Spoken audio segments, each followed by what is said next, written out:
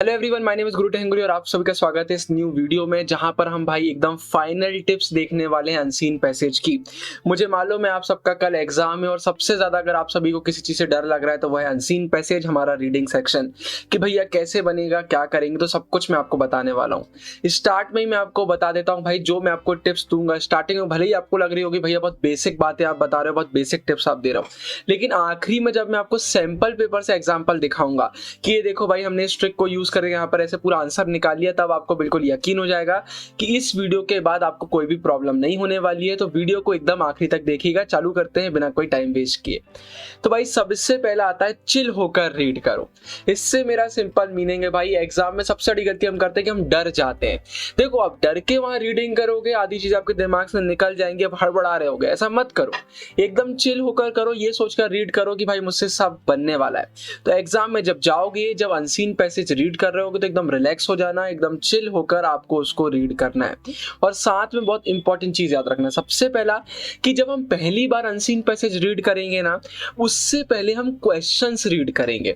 जैसे ये आपका अनसीन पैसेज हो गया, उसके नीचे जो क्वेश्चन लिखे होते हैं उन क्वेश्चन को बहुत अच्छे से पढ़ लो कि भाई आखिर क्वेश्चन में पूछा क्या गया। एक एग्जांपल देता हूं, जैसे क्वेश्चन आ गया कि इस अनसीन पैसेज का सबसे अच्छा टाइटल कौन सा रहेगा, अनसीन पैसेज के सेकंड पैराग्राफ में क्या बोला जा रहा है, तो आपके दिमाग में बैठ जाएगा कि मुझे पूरे अनसीन पैसेज का टॉपिक निकालना है, जो इसका सेकंड पैराग्राफ है उसको बहुत अच्छे से देखना है, आपको चीजें मालूम चल जाएंगी।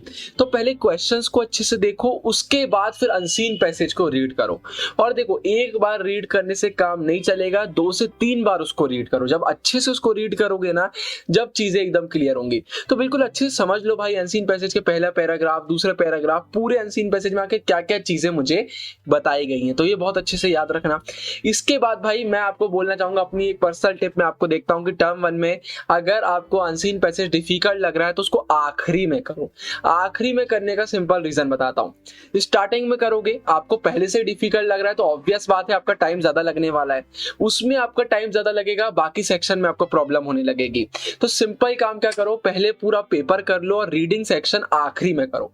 अगर आखिरी में टाइम कम बचता है तो रीडिंग सेक्शन में फिर आपको कम टाइम में करना पड़ेगा, लेकिन अगर टाइम ज्यादा बच जाता है तो आपके दिमाग में ये टेंशन नहीं होगा कि भाई इसके बाद मुझे बाकी सेक्शन भी करना है। आप बोलोगे यार मेरा सब इतना टाइम बचा हुआ है, आराम से रीडिंग सेक्शन कर लेता हूं, तो बिल्कुल लास्ट में आप करो, पहले बाकी सेक्शन आप कर सकते हो। लेकिन अगर आपको अनसीन पैसेज इजी लग रहा है तो स्टार्टिंग में भी आप कर सकते हो। अगर स्टार्टिंग में कर रहे हो तो जो आपको रीडिंग टाइम मिलता है उसका बहुत अच्छे से यूज करना। मैं तो बोल रहा हूं अगर आखिरी में भी करने वाले हो तो रीडिंग टाइम को बहुत अच्छे से यूज करना, उसमें अनसीन पैसेज को रीड अच्छे से जरूर कर लेना। इसके बाद भाई आपका जो हमारे नॉन अटेम्प्टेड वाला बॉक्स होता है, हैश वाला बॉक्स होता है, इसको बहुत समझकर फिल करना। ये मत करना कि पहले अनसीन पैसेज का फिल कर दिया, बाद में बोल रहा हूं यार इसका आंसर तो मुझसे बन रहा था। एकदम अच्छे से पूरे क्वेश्चंस देख लो, उसका जिसमें आप बिल्कुल डैम श्योर हो कि हाँ भाई ये वाले क्वेश्चन मैं नहीं करने वाला हूं, ये वाले मैं छोड़ूंगा, उन्हीं में लगाना। पहले से लगा लोगे तो कई बार प्रॉब्लम हो जाती है कि यार जिसमें नहीं लगाया वो नहीं बन रहा है, जिसमें लगा दिया वो बन रहा है। तो ये गलती मत करना, बहुत सोच समझ कर ये काम आप करना है ना, ये चीज याद रखो। इसके बाद भाई एलिमिनेशन टेक्निक आप सबको पता है, 4 ऑप्शन जो होते हैं उनमें से एलिमिनेट करो। 4th ऑप्शन बिल्कुल भी नहीं लग रहा है, फर्स्ट बिल्कुल भी नहीं लग रहा है, थर्ड सेकंड में कंफ्यूजन, एक बार फिर से देख लेता हूं अनसीन पैसेज में दोनों में से कौन सा ज्यादा सही लग रहा है। ऐसे करके एलिमिनेशन वाली टेक्निक को यूज करो, आपको अपने आप आंसर इजी लगने लगेंगे। अब इसके बाद भाई सीधे सैंपल पेपर से मैं एग्जांपल लेकर आया हूं, सीबीएसई के ऑफिशियल सैंपल पेपर से, आप इसको अच्छे से देखो। पहला question, the scenic beauty of Srinagar makes the writer feel. तो जो सीनिक ब्यूटी है श्रीनगर की, उसके बाद राइटर कैसा फील कर रहा है, ऑस्ट्रक, नॉस्टैल्जिक, चीयरफुल या कंफ्यूज्ड। तो देखो हम अच्छे से अनसीन पैसेज पढ़ेंगे, हम उसी में आंसर मिलने वाला है। I got posted in Srinagar in the 1980s। Srinagar की हम बात कर रहे हैं, एक चीज क्लियर हो गई। It's rugged mountains, gushing rivers and vast meadows reminded me of the landscapes of the native place। reminded me, जहां पर भी reminded me वाला आ गया मतलब हम नॉस्टैल्जिक की बात करें, मैं क्लियर समझ में आ गया कि भाई reminded me of the landscapes of my native place, the जिबी valley in the Himachal Pradesh. तो सीधे सीधे में आंसर मिल गया नॉस्टैल्जिक। हम बोलते नहीं बहुत नॉस्टैल्जिक हम फील कर रहे हैं, सो वो हमें यहाँ पर सीधे मालूम चल जाता है। इसके बाद अब सेकंड एग्जांपल, इसमें बहुत सारे स्टूडेंट को प्रॉब्लम होता है। Which signboard would the writer have chosen for his 1992 undertaking in जिबी वैली। तो भाई इसमें 4 ऑप्शन बहुत ही क्लोज वाले दिए हुए हैं। Happy stay in GB valley option A, फिर guaranteed comfort at this GB hotel option B, फिर सी दिया हुआ है वेलकम टू जीबी वैली, और फोर्थ दिया हुआ है welcome to GB's first tourist home. तो अनसीन पैसेज को अच्छे से देखिए, मैंने यहाँ पर हाईलाइट किया हुआ है। GB valley remained clouded in anonymity, that's when the seed of starting tourism in GB was planted. मतलब यहाँ पर हमने बोल सकते हैं सीड को सोंग किया था भाई, स्टार्ट किया था। Convert it into guest house, हमें एक और चीज क्लियर हुई, my first guest house in GB valley. इनको हम अगर पढ़ते हैं तो हमें बहुत अच्छे से क्लियर हो जाता है कि भाई हमारा जो ऑप्शन 4 है वो इसका सही आंसर होना चाहिए। कहीं पर भी क्लियर मेंशन नहीं है, लेकिन इन 3 पॉइंट को देखकर क्लियर समझ में आ रहा है। तो ऐसे एकदम यार चिल होकर हमको पैसेज को पढ़ना पड़ेगा। इसके बाद फिर से देखो, select the option that clearly indicates the situation before and after 2008 in GB valley.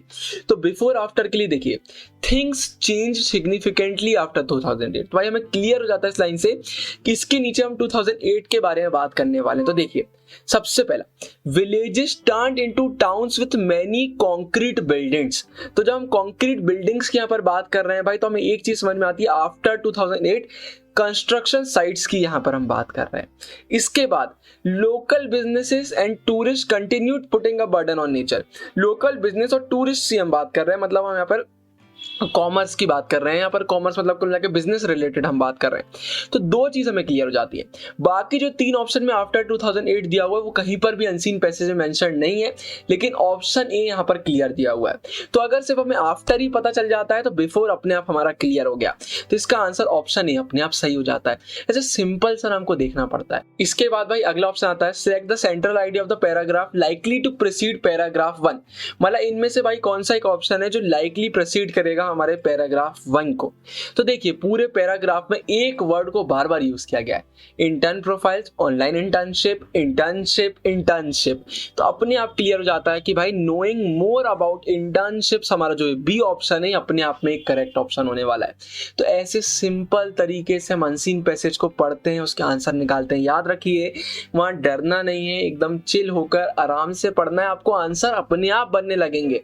और बाय चांस 1 या 2 क्वेश्चन आपको बहुत डिफिकल्ट लगते हैं तो आपको इंटरनल चॉइस भी देखने को मिलने वाली है, तो घबराने वाली जी कोई बात ही नहीं है। तो इसी के साथ भाई आप सबको ऑल द बेस्ट, आपको अपना बेस्ट देना है, बाकी चीजें अपने आप वहां पर सही हो जाएंगी। तो इसी के साथ इस वीडियो को खत्म करता हूं, नीचे एक कॉमेंट पिन कर रहा हूं, उसको भी जरूर देख लीजिएगा। साइनिंग ऑफ, गुरु टेंगुरिया, बाय बाय।